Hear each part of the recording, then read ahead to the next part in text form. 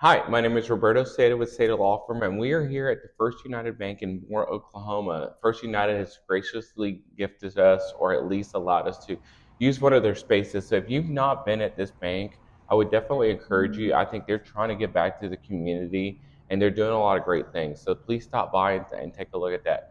Today, I'm here with Julie Dais with the Oklahoma City Community Foundation, and she is the Director of Gift Planning, correct? That is correct. I think what they're doing here in Oklahoma City is such a great thing, and I'm excited about what they're doing. But I wanted you guys to hear it from her directly. So, Julie, why don't you tell us a little bit about yourself and Okay. the Oklahoma City Community Foundation?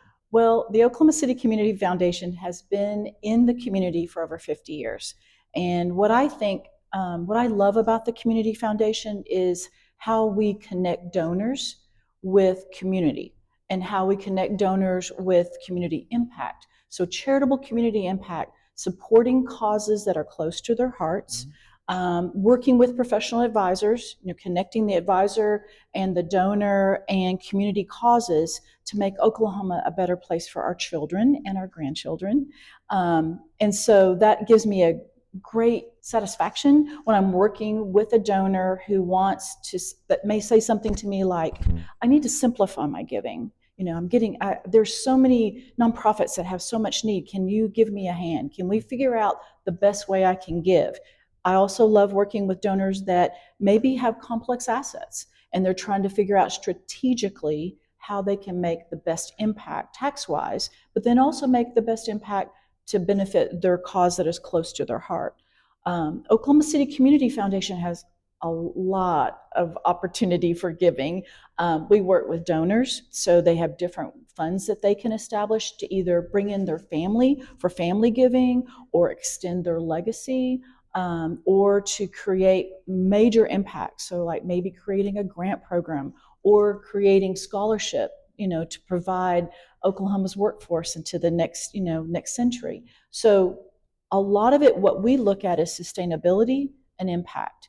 And working with donors, we love working with donors that think strategically. They think beyond themselves. They extend their legacy. They want to bring their family into giving. They want to be creative in how they're giving.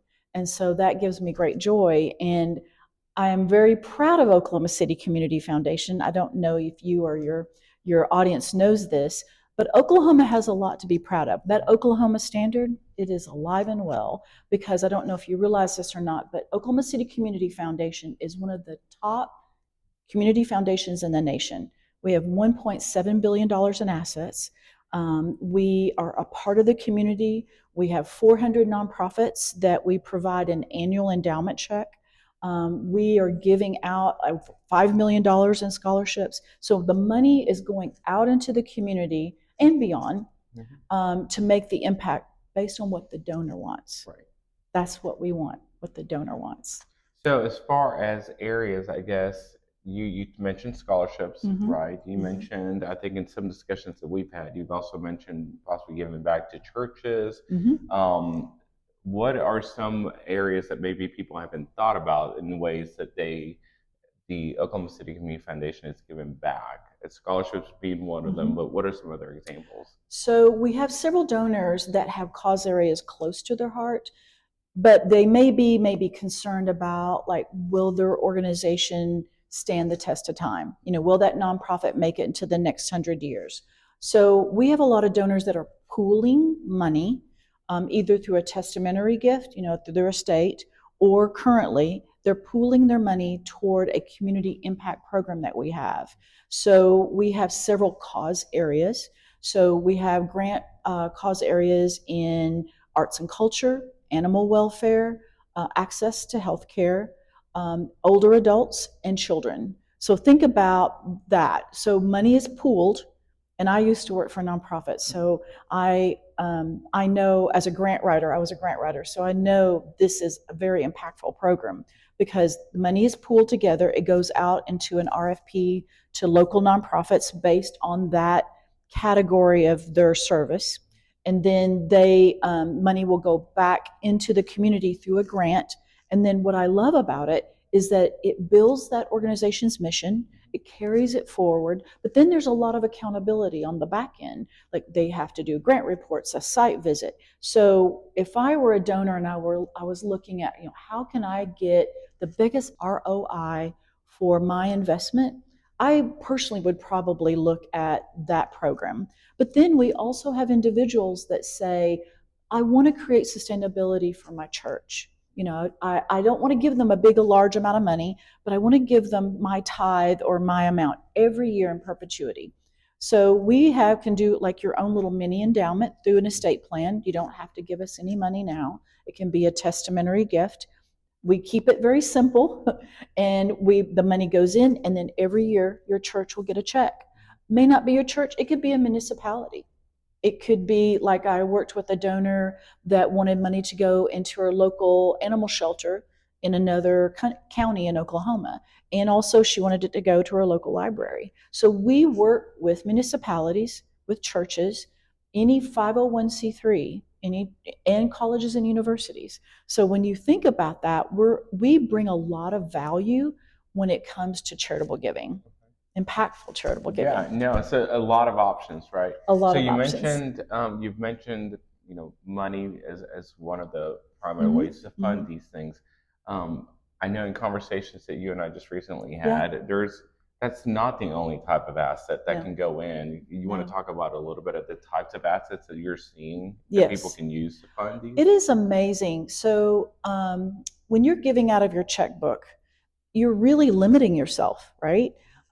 If you look at what we would call non-cash assets, and non-cash assets can be anything from a life insurance policy that you do a beneficiary designation on. It can be through an IRA gift.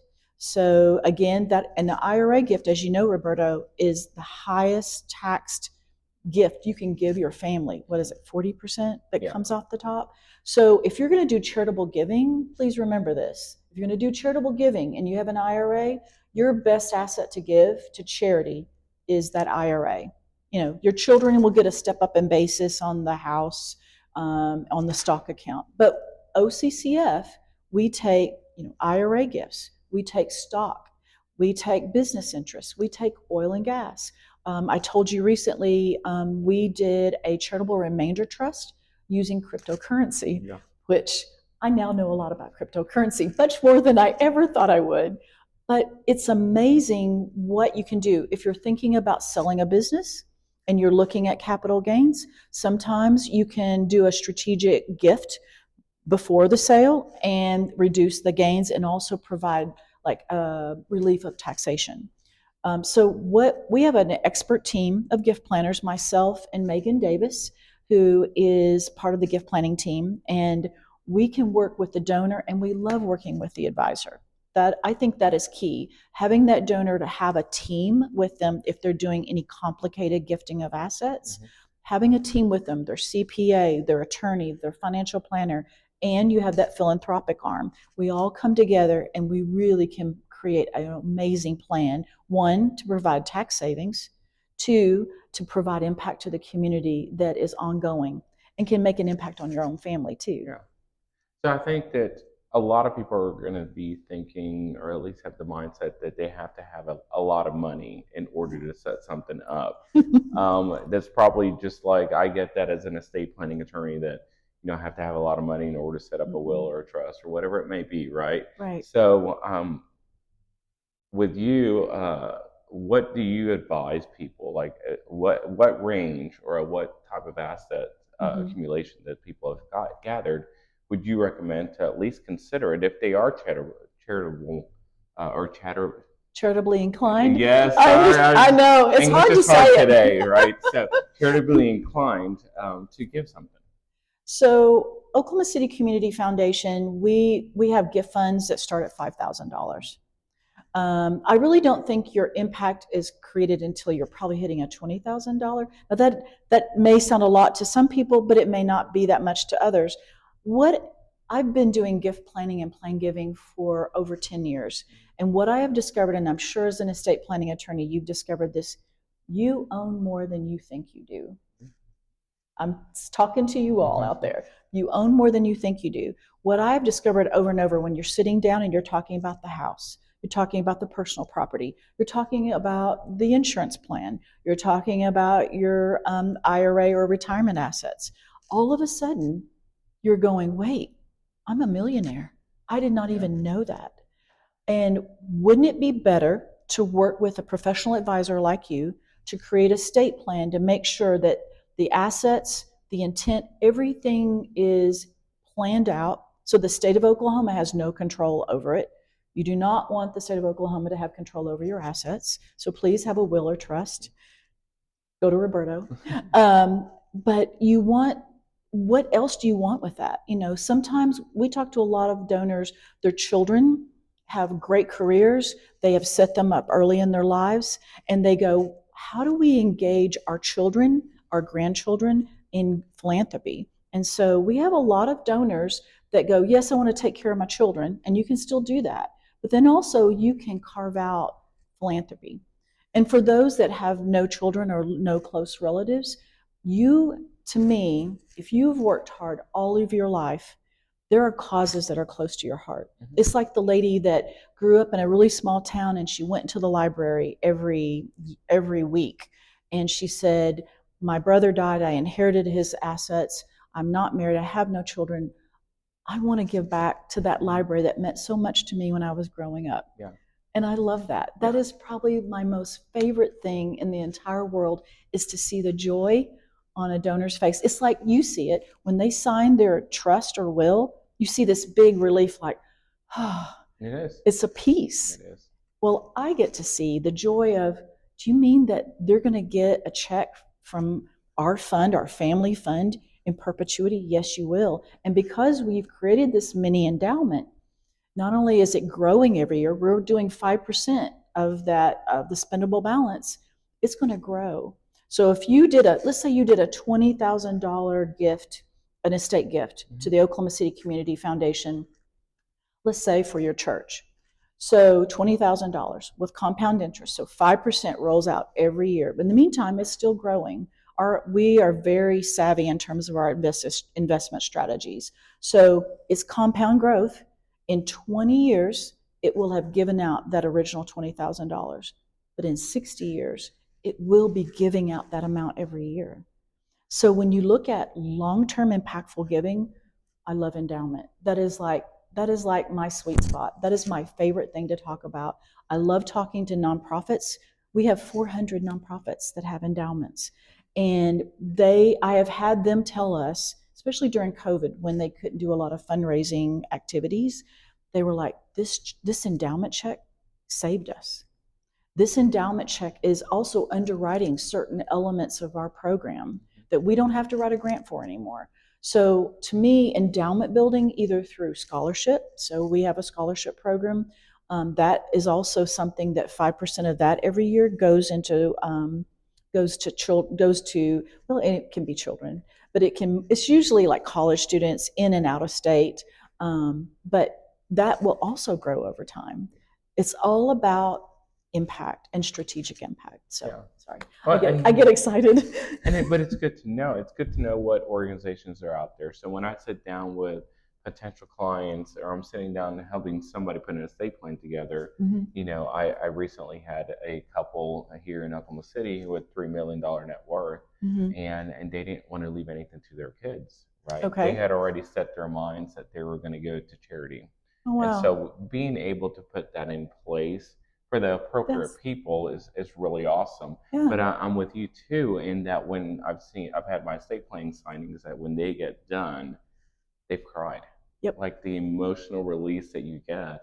And I remember one time when my paralegal was sitting there after the client slept, she was like, wow, that's amazing. Because I think that we don't realize the impact No. that we have on people, allowing them. So when I do marketing, what networking or Mhm. whatever it may be, and I tell people like, we are helping people get relief, letting them sleep at night. Yes. I think it's a true statement because I've seen it in life, Yeah. many, many times. So, Yeah. if there was one thing that I think you could tell the public, that you wish that they knew, right, or they haven't thought about, maybe they didn't realize Okay. that they wanted to give to charity. What would it be to at least say, hey, think about this, and as Mhm. part of your planning for the future? What would that be? Have a conversation with your advisor. If you're in an estate plan or you're doing your annual financial review with a financial planner, look at where your check, look where your money goes. That's usually where your heart goes, right? So if you see where the money is going, what is it, when you watch the money go, what is it that creates the most joy? And also, did you know that you have options in giving? So there are gifts that you can give that will give back to you. A lot of people are not aware about the impact of charitable gift annuities. They're not aware of the impact of a charitable remainder trust. The individuals I've mentioned to you that we had a cryptocurrency gift, it was going into a charitable remainder trust. They are going to get that income for life. And at the end of their lives, that money is going to go into a permanent donor advice fund that's going to benefit several charities. I just worked with someone that used money to did a charitable gift annuity to impact themselves for lives, but then will also provide for a local homeless shelter. It goes right into their endowment and it builds their endowment. So I think if people knew they have options, they have options in terms of like stock gifts. That may be a great efficient way to give if you're trying to rebalance your portfolio and you're looking at that stock gift. That might be a more efficient gift, giving that to a donor advised fund and letting that money work for them. They don't have to pay capital gains on the appreciated asset.